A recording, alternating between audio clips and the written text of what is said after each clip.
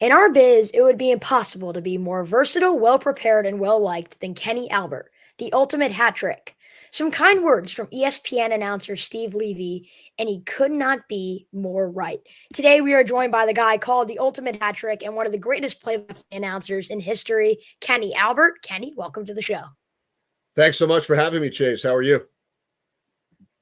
I'm great. I'm glad you are here. It's amazing to have you on. And, you've obviously just done so much in your career. So to be able to talk some sports with you and some announcing with you will be amazing. And we're going to talk a lot about your book. But one of the things you mentioned in your book was having your dad, Marv Albert, and your uncles as broadcasters growing up and how important that was to you. To the audience that doesn't know the full story, how did growing up, and I guess you could say a play by play household, how did that help you develop as a broadcaster? Well, it was tremendous as far as the learning experience for me, Chase, through the years. I never knew anything differently. I grew up around my father and my uncles who were all play-by-play broadcasters. So for me as a youngster, that's how it was. I didn't know anything else, as far as professions that I was around all the time. And when I was really young, took an early liking to sports, loved listening on the radio and watching on television. And whether it was family members or not, I would try to watch and listen to any game that was on. And back then, I was a big radio listener. There were not as many games on television. Cable TV did not exist. Satellite TV, streaming, none of that existed back in the Right. 1970s when I was a youngster. So I was listening on the radio to the Rangers and Knicks and Yankees, Mets, Jets, Giants, um, and then the Devils came in '82 and the Islanders, really all of the New York and New Jersey teams. Their away games for the most part in basketball and hockey were on television, on over the air stations. I'd watch football games on Sundays, baseball games throughout the week. So I learned a lot from everybody. But growing up in a sportscasting family, as you referenced, just watching what it took, the preparation, learning via osmosis, asking questions. I always joke, and I wrote about this in the book, that when my uncles would come over on holidays or other occasions, I felt like I was listening to the first all sports radio station with all of the stories that they would tell and the anecdotes from the various games and events that they worked. So it was great. I really enjoyed it. I was able to go to games from a young age. I would bring friends along. When I was old enough, I would start to bring my tape recorder and I would announce games into the recorder at Madison Square Garden and Shea Stadium. So it was a lot of fun. Have great memories from my childhood and really felt like I had a head start because of the family members that I was around who were in the play-by-play business. You're 100% right. And the Albert family is so legendary when it comes to being a play by play announcer. But one of the great things about you is your versatility and the fact that you are the only current announcer who announces all Big Four sports as a play by play guy, on a regular basis and on a, full time level and all of that. And it's really interesting how many games you have announced. The seventh most NFL games in history, the fourth most network TV hockey games, the eighth most network TV baseball games, the fourth most total games for the Big Four sports combined all time. So you've done so much. You've done the Olympics, and there's just so many things you have announced in so many different sports. What are some of the challenges, though, of announcing all of these different sports on a regular basis? That's a great question, Chase. First of all, I've been really fortunate to be involved in so many different sports. Like you said, the only person currently to be involved in the four major sports, although many others have been involved in all four throughout their careers. I've been fortunate in that uh, growing up when I was in high school, I had the opportunity to gain a wide variety of experience with a local cable station, Cox Cable on Long Island, calling not only basketball, football, baseball, and hockey, but soccer and lacrosse and a number of other sports as well. And a similar situation during my second job. My first job was calling minor league hockey for a couple of years in Baltimore. And then I was hired by a cable station in Washington, D.C., Home Team Sports, to do Capitals hockey. But they also gave me the opportunity to fill in on basketball and baseball and work some college basketball and soccer, lacrosse, even college wrestling. So again, a wide variety of sports, gained the experience at a young age, and then started, early on due to some crazy circumstances when Fox acquired the NFC package in 1994, started doing NFL games. I was already working NHL hockey. And then Fox acquired baseball two or 3 years later. During my years at MSG, they eventually asked me to do some Knicks games, which I've worked about 15 a year for the last 15 years or so. So by virtue of the networks I work for, I've been given that opportunity, and it's a lot of fun. But to get back to your question, some of the challenges, you have to be really organized. Preparation to me is a huge key. I have a checklist that I go through prior to each and every broadcast, no matter what the sport is, and it involves a lot of reading, watching prior games, talking to players and coaches, and compiling charts and statistics, etc.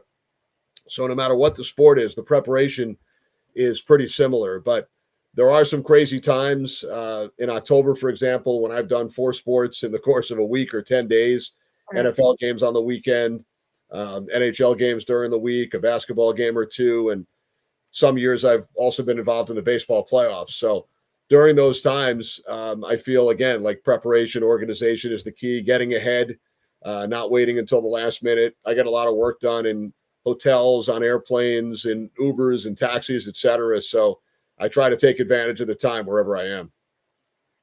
You just mentioned having to announce all those sports in those October and November months. If you're obviously doing baseball playoffs and all the sports kind of starting back up, then obviously that is a busy time for you. You just mentioned you do work on the taxis and everything, but overall, how do you manage announcing all of these sports, but also handling other responsibilities that you have in your life? And I guess, does it ever get confusing going from game to game, probably announcing multiple games per week? How are you able to manage all? I guess I've been doing it for a long time, so you learn along the way how to manage it.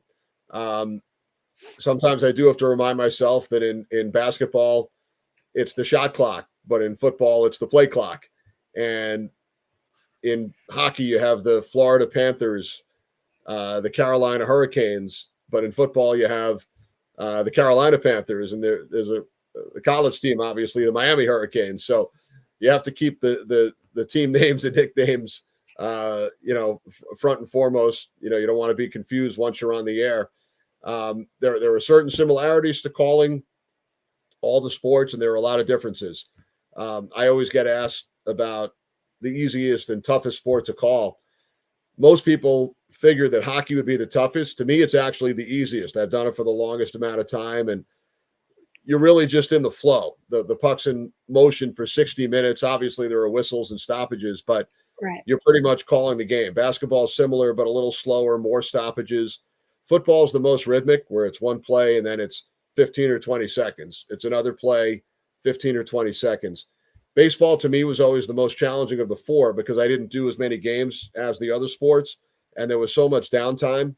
Hopefully you have a great color analyst, and I've been fortunate to work with some of the best in the history of the sport.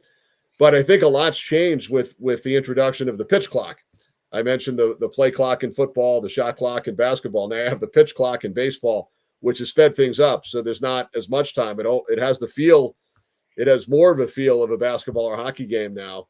It's not as fast, but there's not as much time to fill. And then some of the other sports that I've worked through the years, whether it was boxing, volleyball, track and field, just worked water polo at the recent Olympics.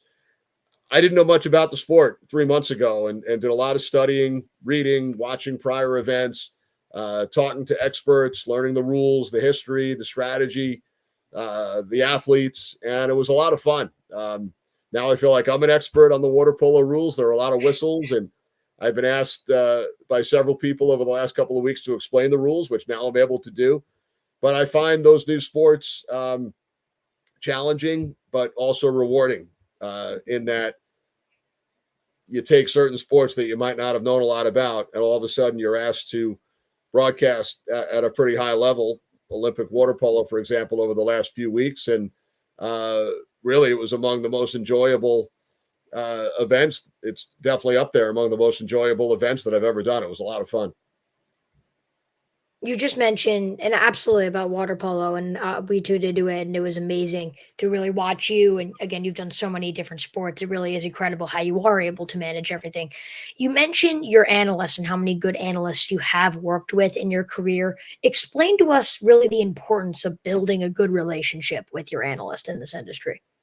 Yeah, it's very important. And I know you read my book recently, Chase, and I appreciate it. In the back, I list all of the analysts that I've worked with, at least up until the middle of 2023. I've added some new ones since then.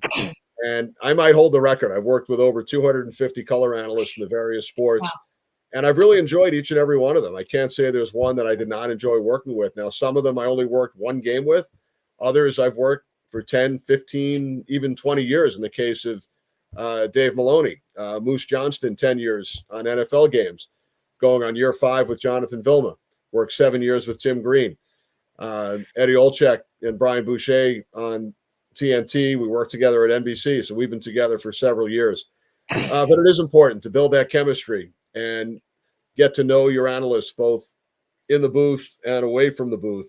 The first time I work with somebody, I'll do some research on their career because I'll try and bring up certain questions or stories or anecdotes during the broadcast that relate to their playing career or their coaching career. But again, I've been real lucky to work with Tim McCarver in baseball, who was, in my opinion, the greatest baseball analyst of all time.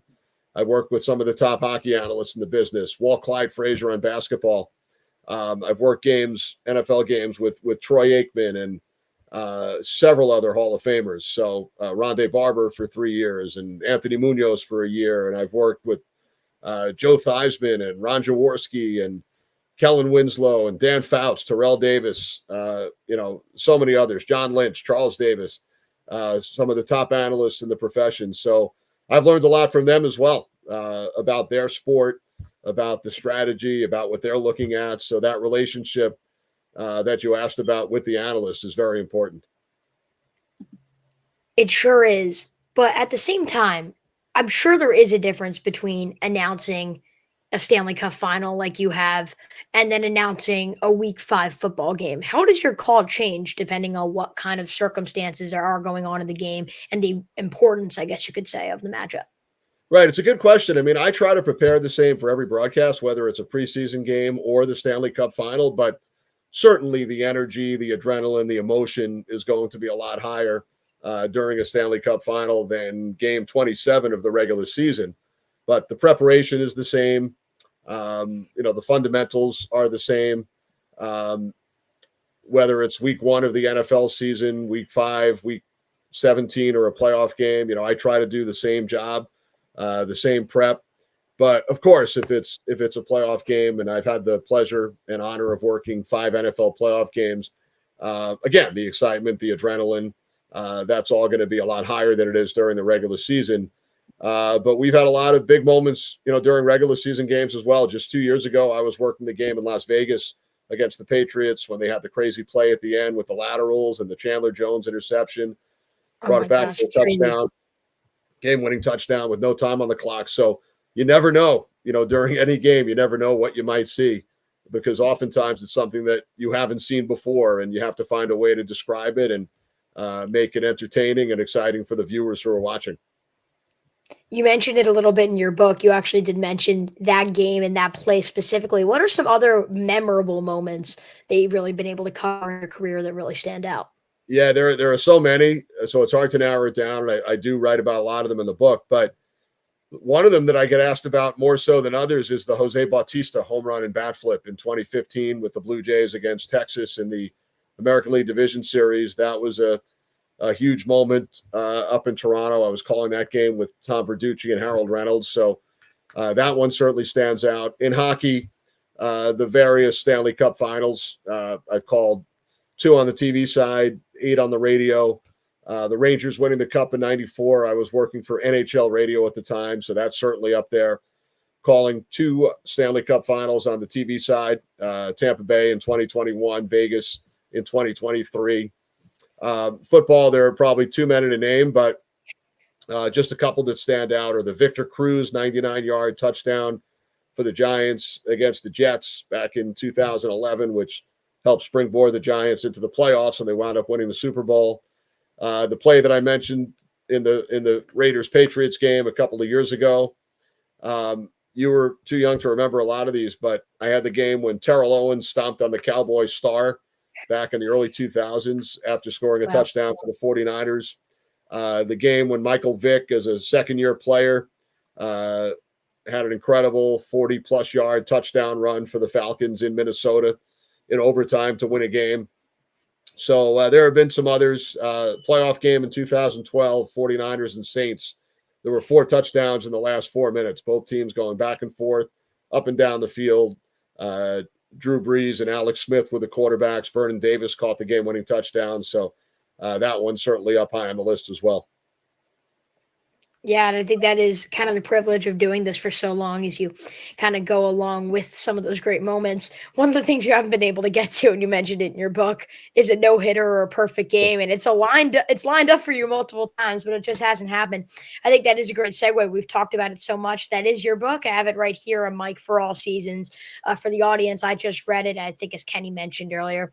Really a great book, some fantastic insights. So, Kenny, I got to ask you, really, what made you want to write the book at this time? And for someone listening to this that may want to get it, what would be your pitch and why would they enjoy the book? Well, Chase, thanks again for reading it. It's about a year since it was released by Triumph Books. I think I received the first copies on August 31st last year, and it was just so exciting to take it out of the box for the first time and see the cover.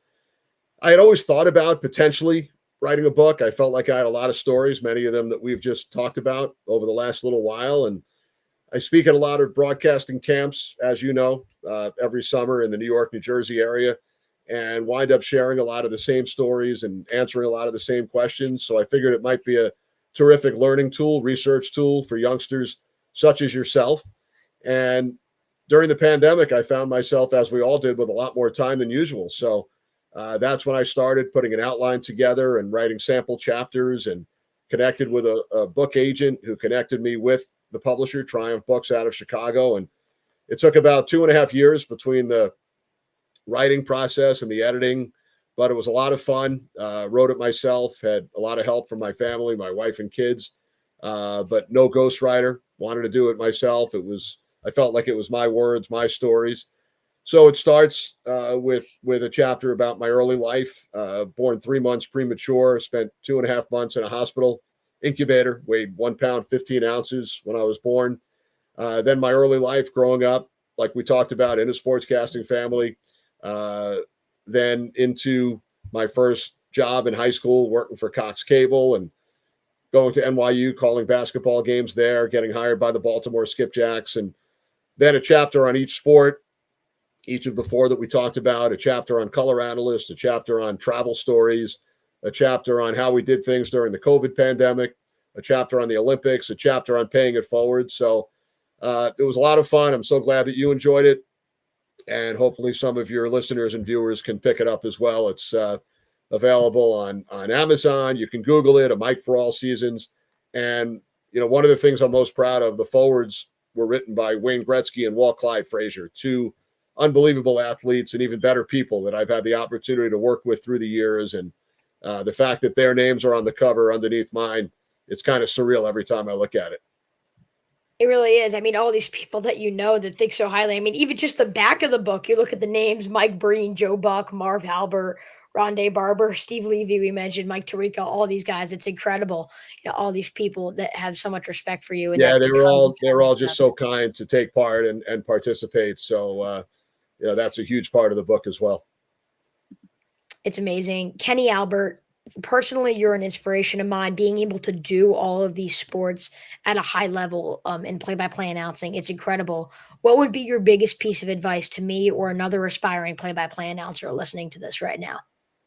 Well, the biggest piece of advice that I give is, for high school and college students such as yourself and many of your friends and colleagues from the sportscasting camp, just do as much as you can. If it's your passion, if you love it, if it's something you want to potentially get into professionally, take advantage of every opportunity, whether it's internships, working at a high school or college radio station, doing the morning announcements in high school, working on streams of sporting events, and not only calling the games, getting experience in other positions behind the scenes as well. That's a big part of it. There are so many jobs out there. When you're watching a game on TV, you hear 2 or 3 voices: the play-by-play announcer, the color analyst, and the sideline reporter, and the studio hosts at times as well. But a typical NFL game that I work on a Sunday, there are 75 to 100 people involved in getting that game on the air: the producer, the director, the graphics folks, the replay folks, the cameramen and women, the statisticians, the spotters, and so many other jobs. And a lot of the colleges have programs where you can learn not just one, but multiple positions. And I know a lot of the conferences, the ACC, the Big Ten, have their own networks where students are able to get involved, broadcasting games, working behind the scenes. So I know it's a long answer to the question, but again, my biggest advice is just getting as much experience as possible during the high school and college years, and trying to make as many connections as you can, whether via the sportscasting camps, internships, etc. Kenny Albert, this has been amazing. Thank you so much for jumping on the podcast with me, talking all about this industry, all your great memories, your amazing book, everything. We really do appreciate it. Well, Chase, I really enjoyed it. Thanks again for reading the book. You asked great questions, and happy to come on anytime in the future. So keep in touch, and best of luck with the podcast and during the upcoming school year. Absolutely. And best of luck to you during the NFL season, and, MLB kind of wrapping up a little bit. Before you know it, the NBA and NHL will be here. That's why we all love sports. It never stops. It's 24/7 all the time. Again, Kenny Albert, thank you so much. The audience, I hope you guys did enjoy listening or watching, however you are viewing it, to this episode of the Cool Sports Network, alongside one of the greatest play-by-play voices ever in Kenny Albert. I am your host, Chase Coburn. And we will see you next time right here from the Cool Sports Network. Take care.